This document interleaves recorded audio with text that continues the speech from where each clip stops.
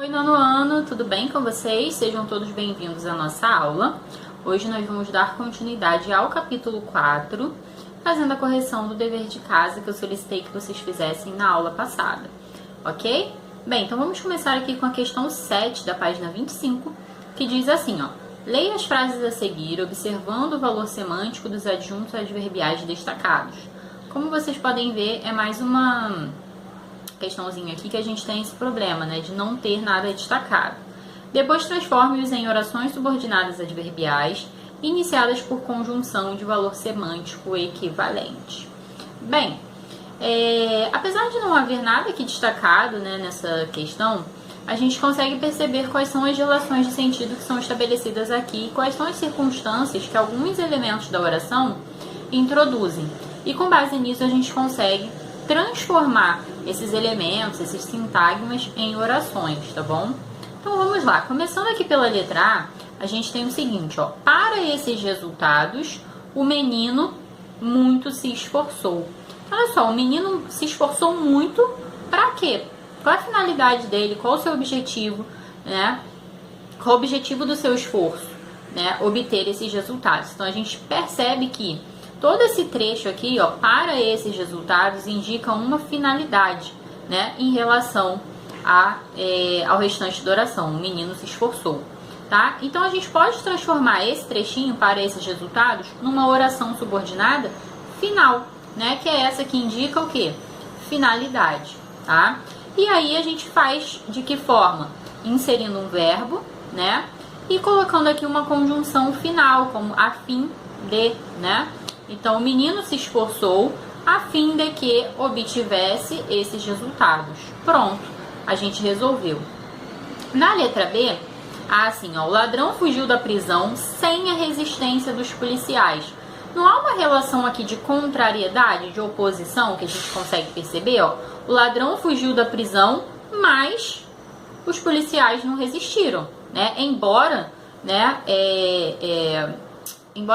Mas, porém, entretanto, né, os policiais não resistiram, tá?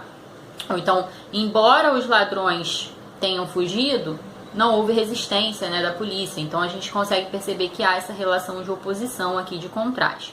Então, a gente vai pegar o sem a resistência dos policiais, né, e vai transformar isso aqui numa oração subordinada adverbial, que indique justamente o que? Essa relação de concessão, né? Então a gente pode manter a preposição aqui sem, e inserir o que, né? Sem que houvesse resistência dos policiais, ou sem que os policiais resistissem, né? O ladrão fugiu da prisão sem que os policiais resistissem. Perfeito, né? Na letra C, estudará medicina após a conclusão do serviço militar. Qual é a relação que a gente tem aqui? Uma relação temporal, né? Quando ele estudará medicina? Quando o serviço militar for concluído. Então a gente pode manter, ó, estudará medicina depois de concluir o serviço militar, né? Assim que concluir o serviço militar, pode ser, né? Que mais? Letra D, pra gente concluir: meu amigo chegou com o começo da chuva. Então a gente percebe que há aqui também uma relação temporal, né? Meu amigo chegou, né? E a chuva começou, né? Então ele chegou com o começo da chuva, né? Então a gente pode reescrever da seguinte forma, né? Meu amigo chegou quando a chuva começou. Assim que a chuva começou, né?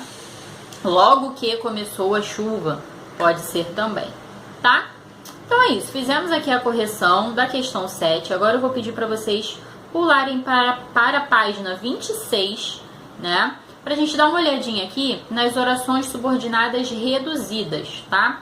O que são as orações subordinadas reduzidas, gente? São orações subordinadas que indicam as mesmas circunstâncias, né, das orações que a gente vem estudando até agora, que são aquelas que a gente chama de desenvolvidas, são aquelas que apresentam verbos, né, conjugados, né, e também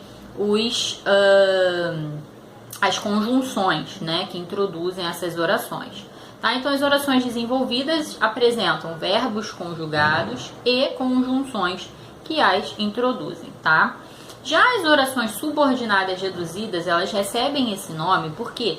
Porque os verbos que aparecem nessas orações são verbos que estão nas formas de infinitivo, gerúndio ou particípio, que é aquilo que a gente chama de formas nominais do verbo, tá? Bem, aqui nós vamos ver então as orações reduzidas de gerúndio, de particípio e de infinitivo. Como é que elas se apresentam então nos textos, né, nos nossos períodos? Então vamos lá. Gosto de crianças, vamos ver aqui o primeiro exemplo. Gosto de crianças que correm pelo quintal. Aqui a gente tem um exemplo de oração desenvolvida, né, aqui chamada pela apostila de estendida. Gosto de crianças, olha só, que correm pelo quintal, tá? A gente tem um pronome relativo aqui que está introduzindo a oração adjetiva, né? Eu gosto de qualquer criança? Não, eu gosto das crianças que correm pelo quintal, né? Então a gente tem esse pronome relativo aqui, introduzindo a oração. E a gente tem o verbo conjugado, correm, ok? Beleza. Agora vamos ver como é que essa oração aparece pra gente na forma reduzida. Gosto de crianças correndo pela casa.